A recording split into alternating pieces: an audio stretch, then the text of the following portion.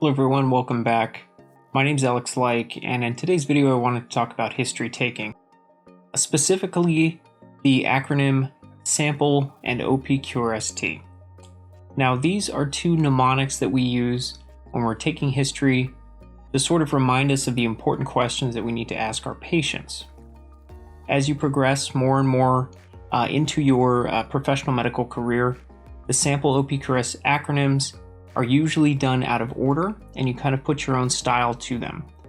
But we introduce them to you in the way that we do because it's easy to remember it, and you're going to be asking all the important questions. You're not going to forget anything. So let's start from the top. S stands for signs and symptoms. Now your patient's probably going to be complaining of something. When we ask the signs and symptoms question, we want to know the other things that may also be associated with their chief complaint.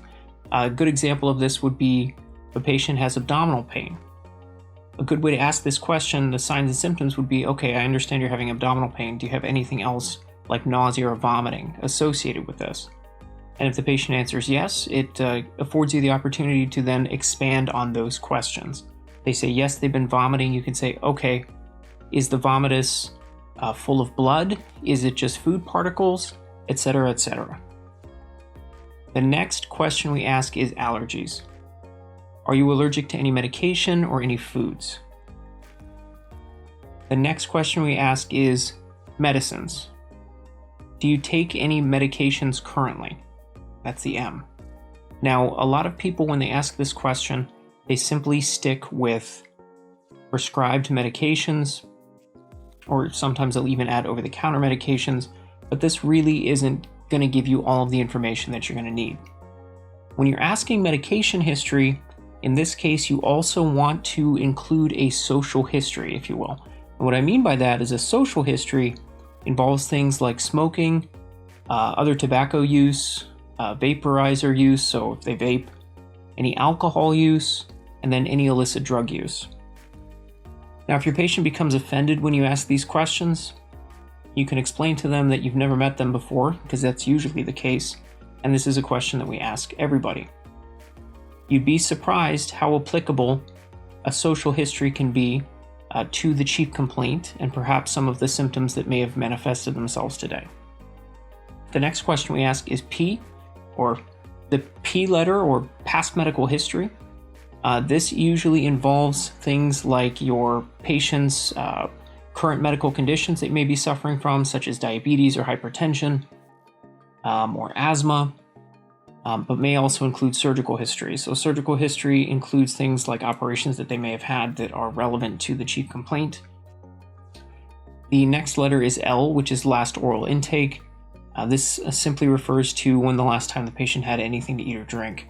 And this is important from a surgical standpoint because oftentimes the surgeons and the anesthesiologists want to know the PO status of the patient, or when is the last time that they had anything to eat or drink, because it can complicate intubation, it can complicate airway management, and also create the potential for maybe a drug interaction.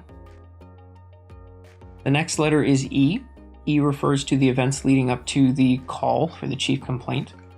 So this usually is when you ask your patient to explain what they were doing when the complaint started, or what may have led up to the complaint, and then your subsequent dispatch to the scene.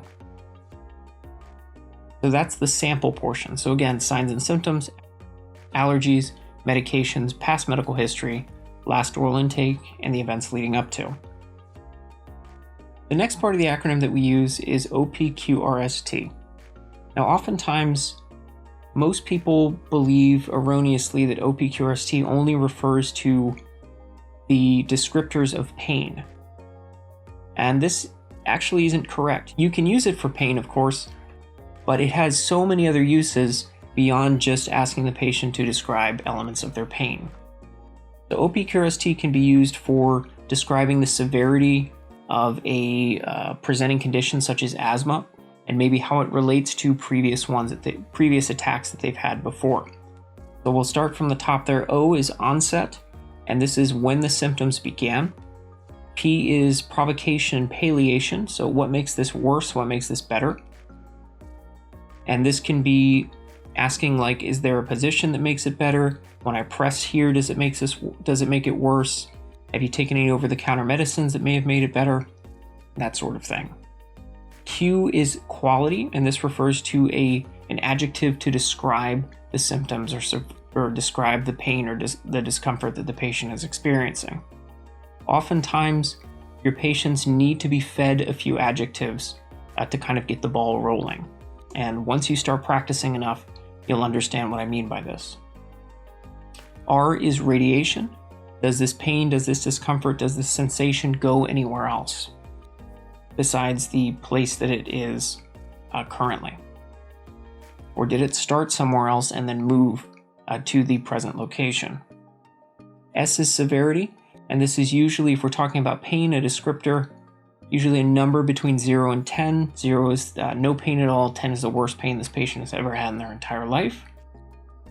And 0 and 10 scale can be used for describing the severity of not necessarily pain, but the condition that they're suffering from as it relates to a previous event or previous time that they've had this sort of complaint before.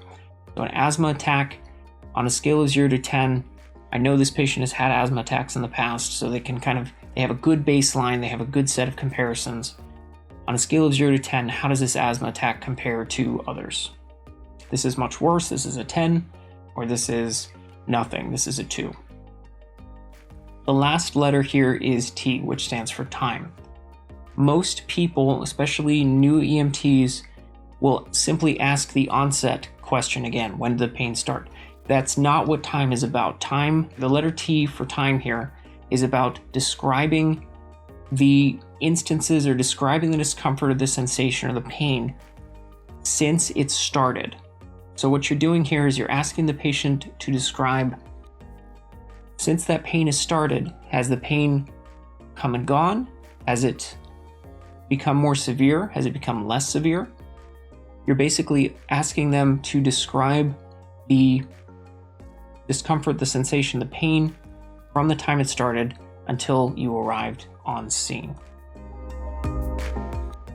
So to review this again from the top, OPQRST, O is onset, P is provocation, palliation, what makes this worse, what makes this better. Q is quality, describe it. R is radiation, does this go anywhere else? S is severity, and then T is time. So thank you for watching that, guys. If you have any questions at all, please don't hesitate to email me. But until next time, have a good rest of your day. Stay safe. Good night.